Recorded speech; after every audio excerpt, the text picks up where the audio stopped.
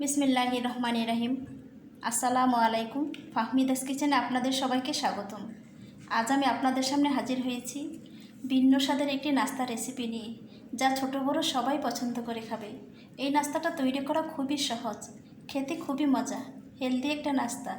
আশা করি আমার রেসিপি ভালো লাগবে। আমার রেসিপি ভালো লাগলে আমার চ্যানেলটিকে সাবস্ক্রাইব করে বেল আইকনটিকে ক্লিক করে রাখুন, তাহলে আমার ভিডিও নোটিফিকেশন সবার আগে পেয়ে যাবেন। তো চলুন দেখে নেওয়া যাক কীভাবে তৈরি করতে হবে এই নাস্তাটি। প্রথমে আমি একটি বলে নিয়ে নিচ্ছি 1 কাপ পরিমাণ চাউলের গুঁড়া।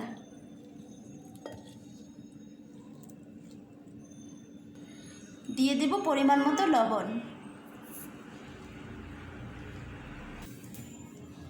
আর দিয়ে দিচ্ছি মিহি কুচি করে রাখা একটি আলু। আপনারা চাইলে আলুটাকে গ্রেটার দিয়ে গ্রেট করে দিতে পারেন। আর দিয়ে দিচ্ছি একটি গাজর কুচি।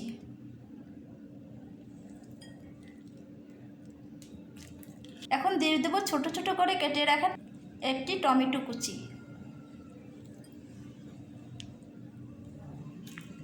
দিয়ে দেব 4টি কাঁচামরিচ কুচি। আর দিয়ে দেব 2 টেবিল চামচ পরিমাণ ধনেপাতা কুচি। দিয়ে দেব একটি পেঁয়াজ কুচি। পেঁয়াজটাকেও কুচি কুচি করে কেটে নিয়েছি। এখন সবগুলি উপকরণকে চামচ দিয়ে নেড়েচেড়ে মিশিয়ে নেব।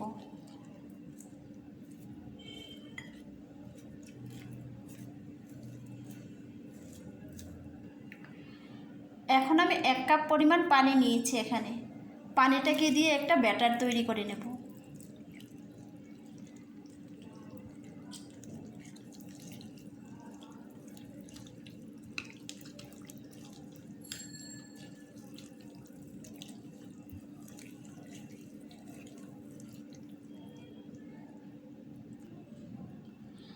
এখন আমি দিয়ে দেব শুকনা মশলা। দিয়ে দিচ্ছি 1/2 চা চামচ পরিমাণ লাল মরিচের গুঁড়া। দিয়ে দেব 1 চা চামচ পরিমাণ জিরা গুঁড়া। আর দিয়ে দেব 1/2 চা চামচ পরিমাণ চাট মশলা। হাতের কাছে চাট মশলা না থাকলে আপনারা গরম মশলা দিয়ে দিতে পারেন।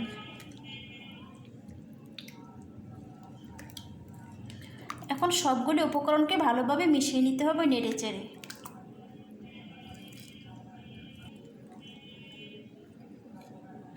এই নাস্তাটাকে তৈরি করা খুবই সহজ, অল্প সময়ে তৈরি করা যায়, খেতে খুবই মজা।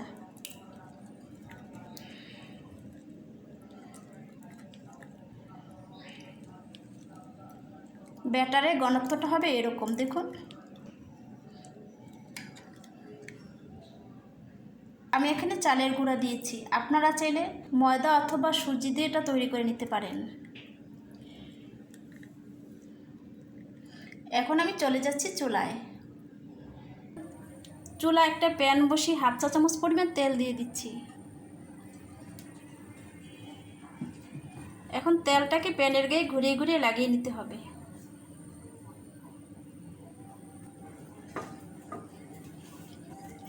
এখন আমি চামচ দিয়ে ব্যাটার নিয়ে দিয়ে দিচ্ছি প্যানে।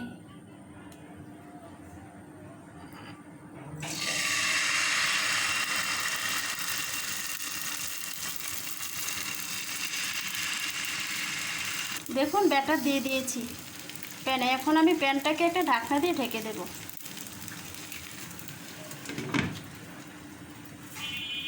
ফিরে এলাম 3 মিনিট পর। উপর দিয়ে খুব সুন্দরভাবে সিদ্ধ হয়ে গিয়েছে। এখন নাস্তাটাকে উল্টিয়ে দিচ্ছি।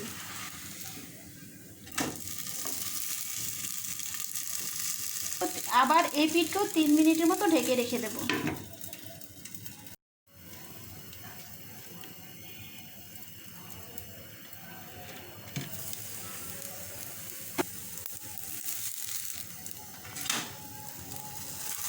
দেখুন সুন্দর একটা কালার এসেছে। এই নাস্তাটাকে ঝটপট তৈরি করে আমরা খেতে পারি, কারণ এটাতে কোনো তেল বেশি লাগে না। আমরা যারা তেলটাকে অ্যাভয়েড করতে চাই, তাহলে আমরা এই নাস্তাটাকে খুব অল্প সময়ে তৈরি করে খেতে পারি। নাস্তার টেস্ট পাল্টাতে এই নাস্তাটা খেতে খুব ভালো লাগবে। দেখুন হয়ে গিয়েছে আমার নাস্তাটা। একইভাবে সবগুলি নাস্তাকে আমি তৈরি করে নেব। তৈরি হয়ে গিয়েছে আমার এই ভিন্ন স্বাদের নাস্তাটি। এই নাস্তাটা দেখতে যতটা সুন্দর, খেতে ততটাই মজা। আশা করি আমার রেসিপি ভালো লেগেছে। তো আজ এই পর্যন্তই। অন্য একদিন হাজির হব নতুন আরেকটি রেসিপি নিয়ে। ভালো থাকুন, সুস্থ থাকুন। আল্লাহ হাফেজ।